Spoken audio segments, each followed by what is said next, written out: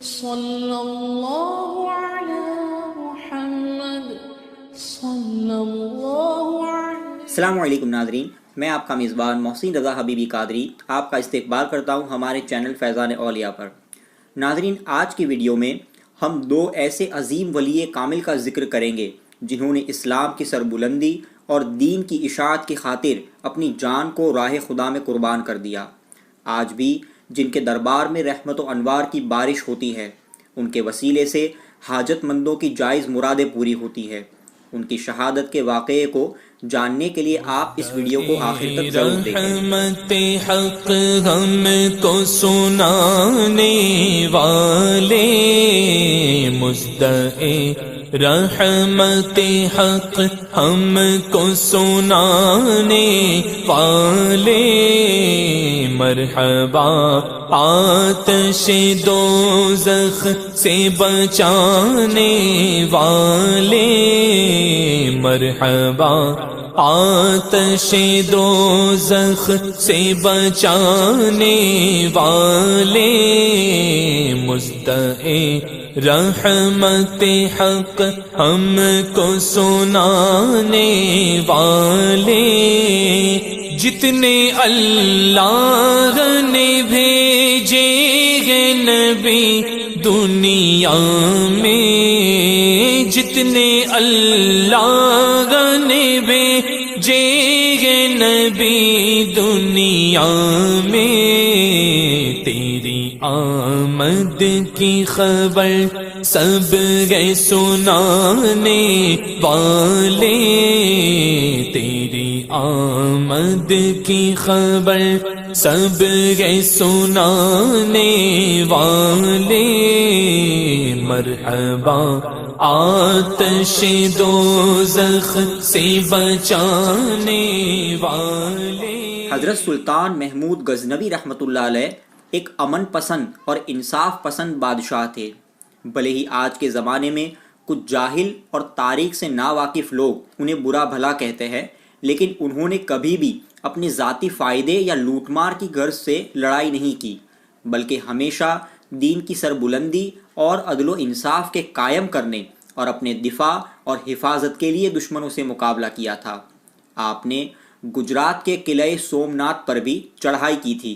سومناتھ کے قلعے کا اصل نام قلعہ پربھاس پاٹن ہے۔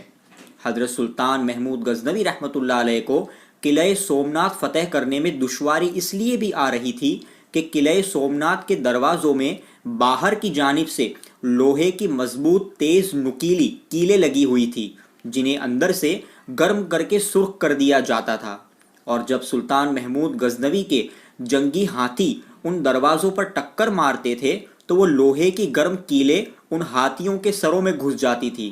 تکلیف کی وجہ سے ہاتھی پیچھے ہٹ جاتے اور دوبارہ ٹکر مارنے کی ہمت نہیں کرتے تھے۔ قلعہ سومناتھ کو گھیرے ہوئے کئی دن ہو گئے تھے، لیکن فتح نہیں ہو رہی تھی۔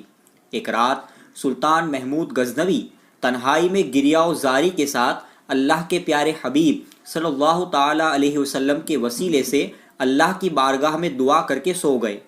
نصیبہ بیدار ہوا اور خواب میں اللہ کے پیارے حبیب صلی اللہ تعالی علیہ وسلم کے دیدار کا شرف حاصل ہوا۔ سرکار دو عالم صلی اللہ تعالی علیہ وسلم نے ارشاد فرمایا کہ سلطان محمود، ابھی سخت آندھی آئے گی اور تمہاری فوج کے تمام خیمے الٹ پلٹ ہو جائیں گے، صرف ایک خیمہ سلامت رہے گا۔ اس خیمے کو تلاش کر کے اس کے اندر چلے جانا اور جو لوگ ہو ان سے فتح کی درخواست کرنا، کیونکہ فتح ان کے ہاتھ پر مقرر ہے۔ حضرت سلطان محمود غزنوی علیہ الرحمہ خواب سے بیدار ہوئے تو آندھی آ چکی تھی اور خیمے الٹ پلٹ ہو رہے تھے۔ آپ نے اس خیمے کو تلاش کر لیا جس کے بارے میں اللہ کے پیارے حبیب صلی اللہ تعالی علیہ وسلم نے فرمایا تھا۔ آپ نے دیکھا کہ خیمہ اپنی جگہ سلامت تھا، جیسے اسے معمولی ہوا بھی نہ لگی ہو۔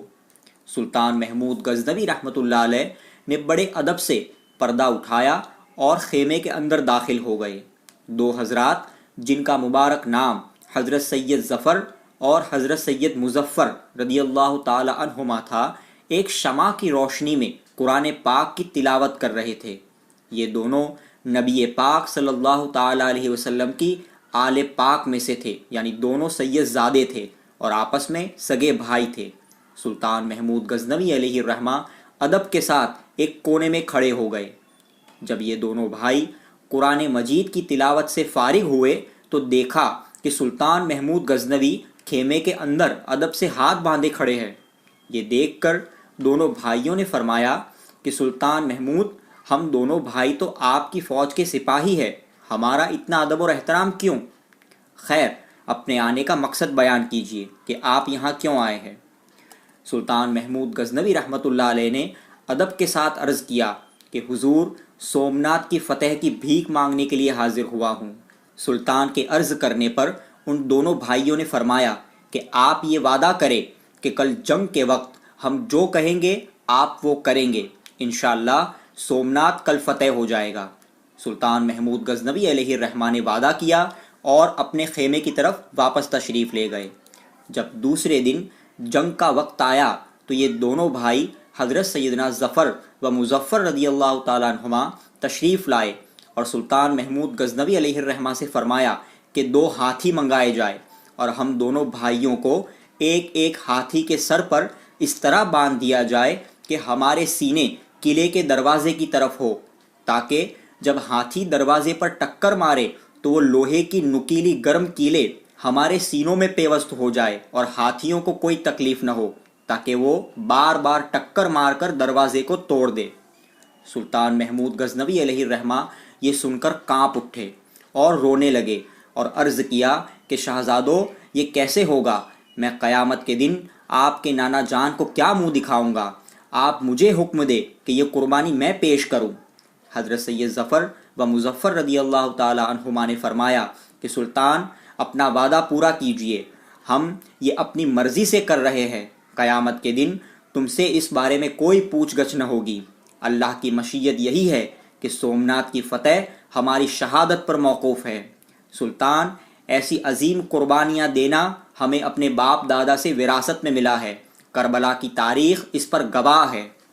دونوں بھائیوں کے اصرار پر سلطان محمود غزنوی علیہ الرحمہ نے ان دونوں حضرات کو ہاتھیوں کے سروں پر بندھوا دیا۔ ہاتھیوں نے قلعہ سومنات کے دروازے پر ٹکر مارنا شروع کیا۔ ادھر دونوں بھائیوں نے شہادت کا جام نوش فرمایا اور اسی وقت قلعہ سومنات کا دروازہ ٹوٹا اور سلطان محمود غزنوی علیہ الرحمہ کا لشکر جرار فاتحانہ شان سے قلعہ سومنات میں داخل ہو گیا۔ حضرت سید ظفر و مظفر رضی اللہ تعالیٰ عنہم کے مزارات گجرات کے شہر ویراول شریف میں آج بھی زیارت گاہ خلائق ہے۔ دیکھنے والا عام زائر بھی محسوس کرتا ہے کہ ان مزارات مقدسہ پر ہمہ وقت رحمت و انوار کی موسلا دھار بارش ہوتی رہتی ہے۔ الحمدللہ اس فقیر کو بھی 2 مرتبہ اس بارگاہ عالی میں حاضری کا شرف ملا ہے، اور یہ حقیقت ہے کہ یہاں کی حاضری میں جو لذت اور کیفیت حاصل ہوتی ہے اس کو لفظوں میں بیان نہیں کیا جا سکتا۔ آپ کی درگاہ شریف کے آس پاس بہت سارے شہدائے کرام اور دوسرے بزرگوں کے مزارات بھی ہے۔ درگاہ شریف کے ایڈریس کی لنک آپ کو ڈسکرپشن میں مل جائے گی۔